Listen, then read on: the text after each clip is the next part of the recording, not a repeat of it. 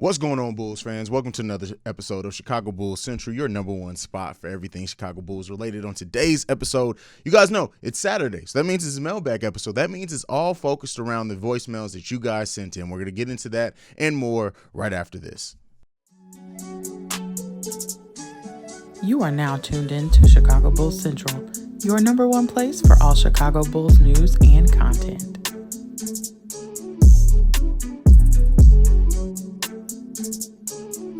All right, my beautiful Bulls fans. So we're here on the mailbag episode this week. And first up, before we get into this, I'm going to address a little something just because there's been a lot of it in the comments. So I'm going to address Kofi and his potential to be drafted. And I'm going to warn you guys now. That's going to be the first video of next week. So that's dropping Monday. And you guys, anybody who's a Kofi stan, thinking the Bull, it's not going to be a good video for you guys because I'm really going to break down this guy's game. But we'll wait for that. That is a story for another day. Today, we're here to get into the mailbag and to stay positive. First up, we got Shay in the building with the first voicemail, and this one's about EJ Liddell. What's up, Haize? I know we talked about this before, but here are my reasons why EJ Liddell is a perfect fit for us. Think about it. We have problems not only scoring, but rebounding off the bench. And I feel like he does that a little bit more than any other. Hell, even Mark Williams. Matter of fact, I think he averaged a higher rebounder than Mark Williams. I don't know. I'll have to see and check. But anyway, also, if you listen to some of his interviews, he even stated that he knows that he's not going to play a bigger factor on the team than he did in college. And I feel like when a guy says that, he knows what he's going to do when he comes into the league. Another essence is because I feel like when DeMar DeRozan and Nikola Vucevic walks away from the Chicago Bulls, or if their contract runs out, whichever one, I feel like he could be a good guy to build next to Patrick Williams. Number two, whatever number I'm on right now, I feel like he could take some pressure off Patrick Williams.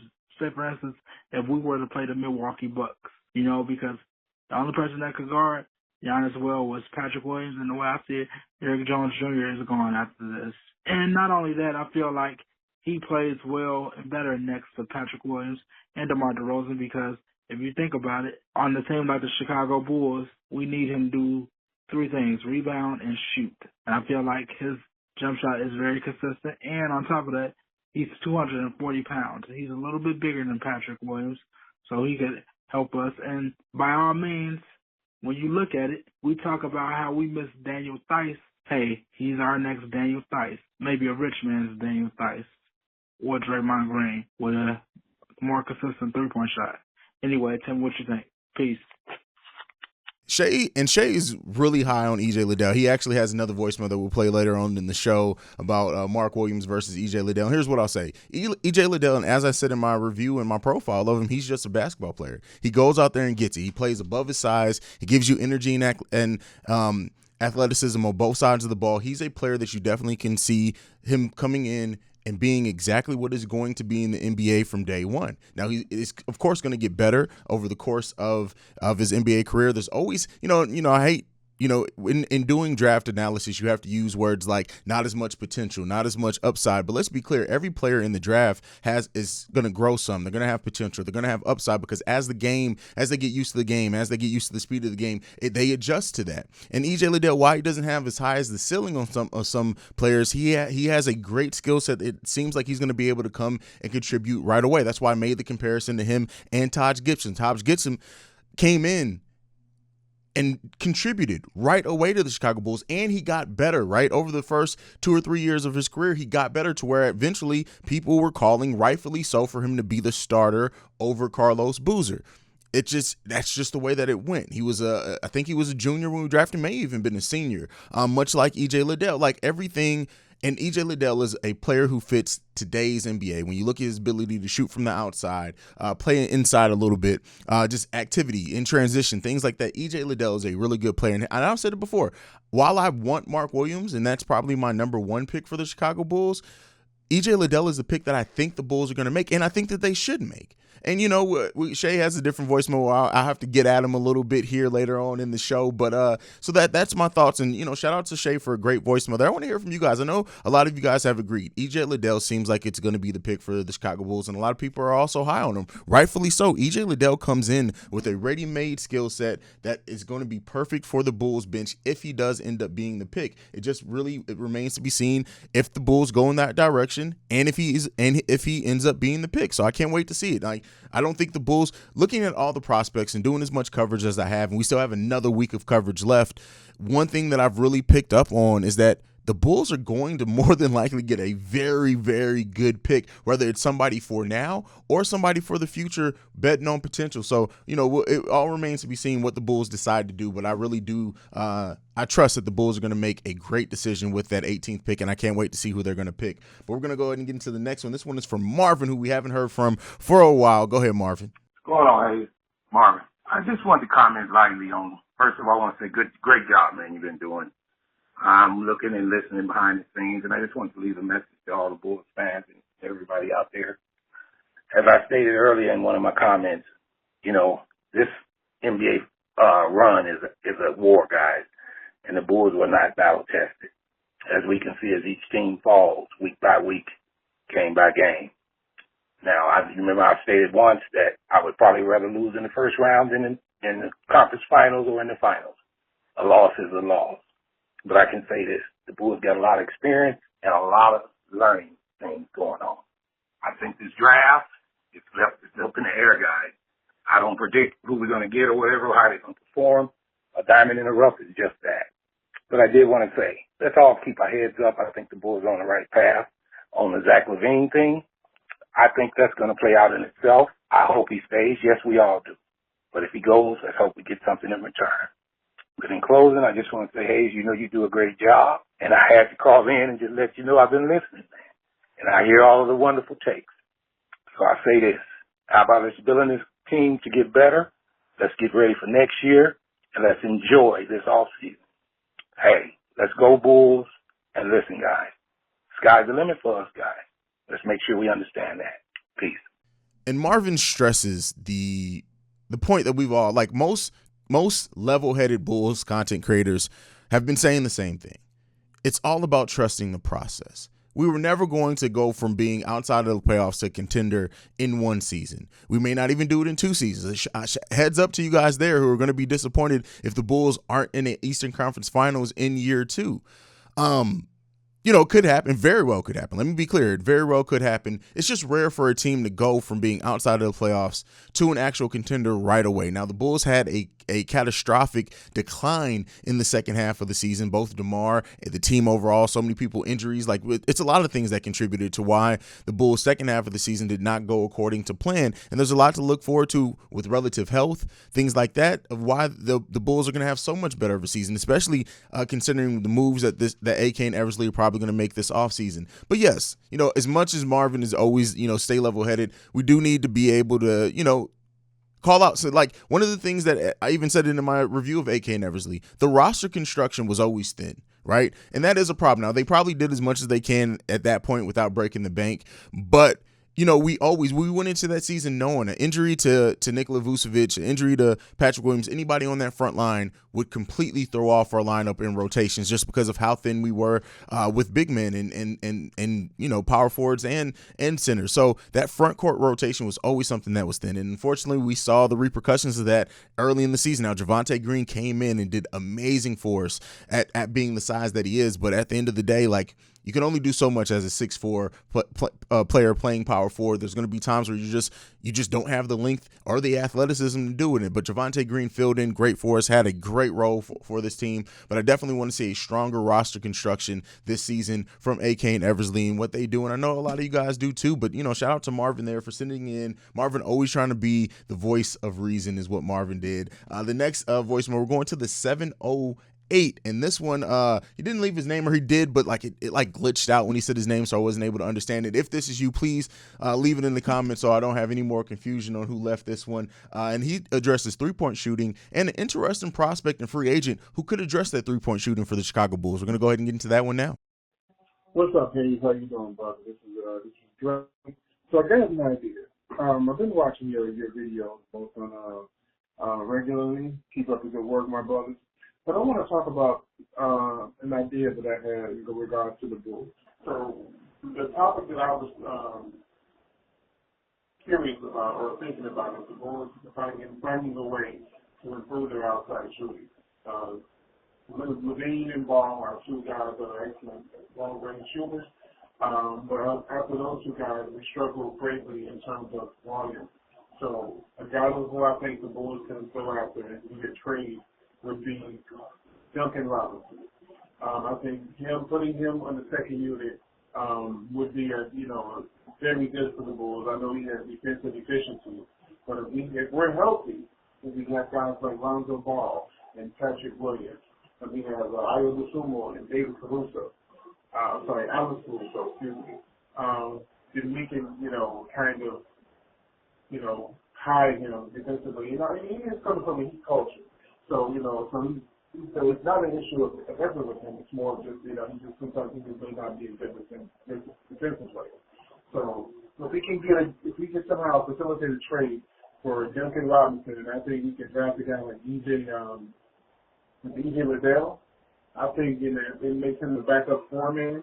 He brings energy, the defensive mindset, the shot blocking. He's 6'7", he has the wingspan and the stature to be a physical guy to add more of a enforcer type situation to the Bulls. I think that would be a good road, good path to go on. And one more free agent I think the Bulls should look at, backup center Isaiah Hartenstein. He is available. I'm not sure if he's going to be in the Bulls wheelhouse in terms of when he's going to get on the open market because, he's a backup center, so he may be a little more expensive than the Bulls can afford. But Isaiah Hartenstein, Duncan Robinson, and drafting EJ Liddell, I think is fortifying our bench and make us a better team next year. Go Bulls. See you ready.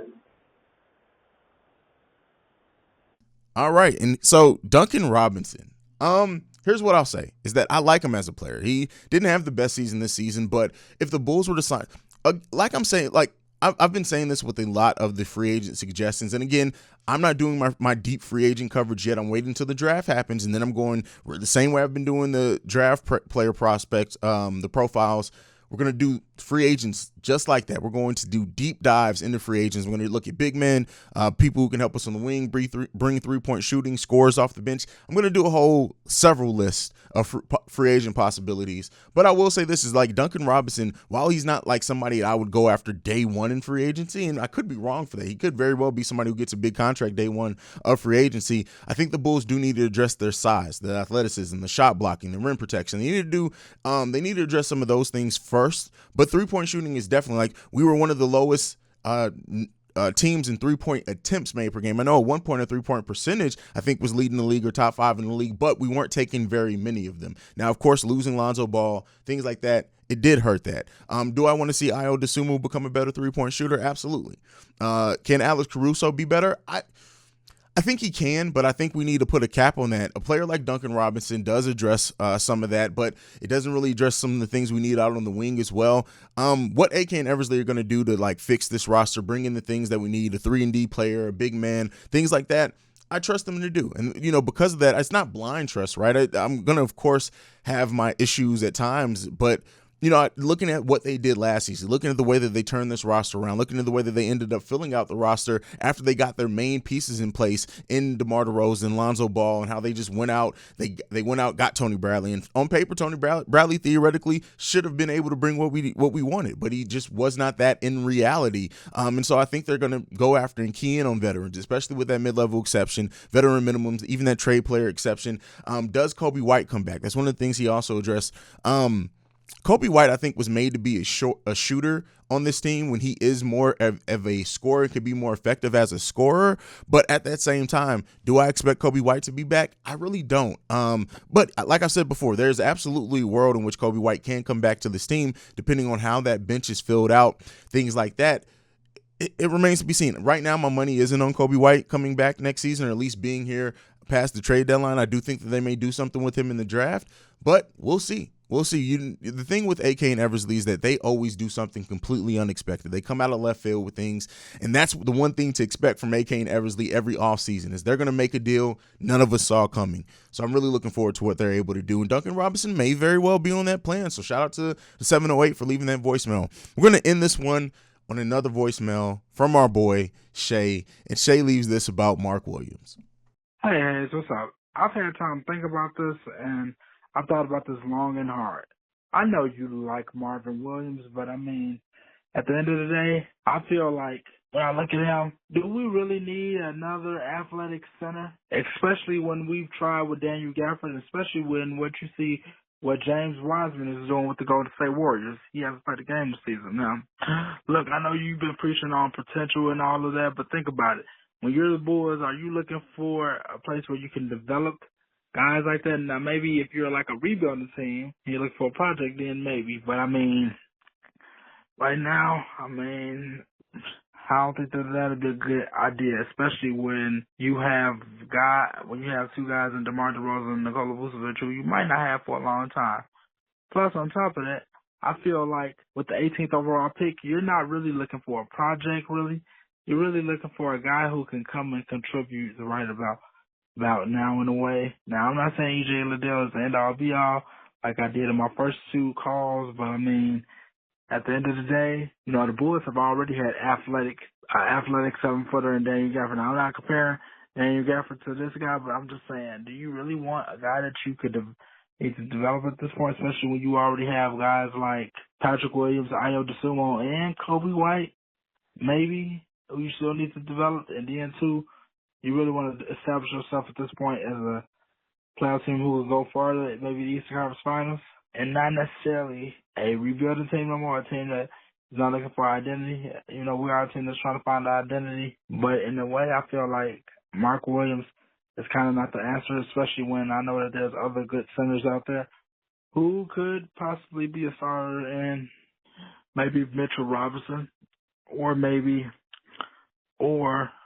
I'm not saying JaVale McGee, or I'm not saying Mitchell Robinson could be that end-all be-all, but I feel like, you know, we could get maybe a better center in the draft. Now, I'm not saying don't get Mark Williams, but I'm saying, like, if it comes down to him or one of the other prospects that other people have been wanting, I would say we go for them instead of him. Now, don't get me wrong, he's a good player, but I feel like there's too many holes in his game, especially where we are at this point as a team. And like you said with Troy Brown Jr., it would have been better if he was on a rebuild. Okay, so I think there's a lot of things flawed in what Shay said here. I think Shay is focused on potential, whereas, yes, Mark Williams has a lot of potential to grow. But the thing is, and this is what I said in my review, is that Mark Williams has a skill set that and something that he can hang his hat on and do for the Bulls right now, and that's rim protection, rebounding, running the floor, being a player out in transition. Those are things that he can do right now at a highly effective level while you're developing. So a lot of what Shay said, and trying to even compare to Troy Brown Jr. at the end there before he got cut off, I think it's just short-sighted. I think Shay is trying to make the truth fit his narrative rather than base his narrative off the truth. Mark Williams, yes, is a player that is going to need some work, and he's not going to be the final version of himself right away. But to say that Mark Williams is just a potential, that's not. Like you're kind of you're losing sight of reality there a little bit, Shay, is that Mark Williams absolutely is a player that can contribute right now because of what he hangs his hat on, how much he can bring defensively and out in transition. Yes, you're going to have to work on his offensive side of the game, but let's be clear here. The Bulls need shot blocking, rim protection, and more rebounding, and a defensive. Like I said it before, Mark Williams has generational defensive potential there.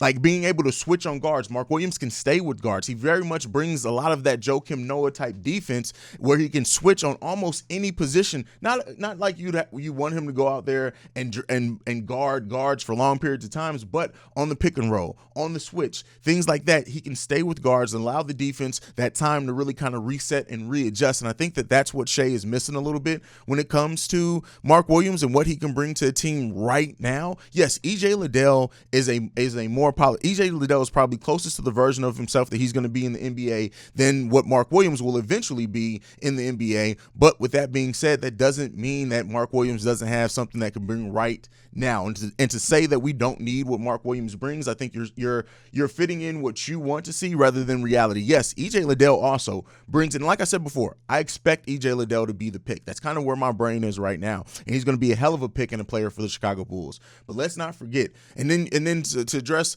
you saying we can go out and get Mitchell Robinson and possibly and things like that, the difference in that is that those players are going to come with getting paid way more money than what Mark Williams would get paid as an 18th pick if he falls to us. Now, this is probably all for naught. Mark Williams is more than likely not falling to the Chicago Bulls in any shape, form, or fashion. He's just the player that I would love to see the Bulls draft, even maybe go up and move up if they can to try to get him. But yeah, like him versus Mitchell Robinson is the fact that Mark Williams projects to probably bring more offensively than what Mitchell Robinson does, and Mitchell Robinson is going to cost you probably your full mid-level exception to bring him in. Now, I'm not going to if the Bulls do draft EJ Liddell and then decide to go out and spend that mid-level exception on Mitchell Robinson, if he accepts that, absolutely, that's a great deal for the Chicago Bulls. But I'm just saying this from the standpoint of to say that I think Shay's losing some sight on some things, but hey, let me know what you guys think down below. Let's sound off. Let Shay know what you guys think on the whole debate there. But that's my feelings on it. Again, my opinion holds no more weight than anybody else's.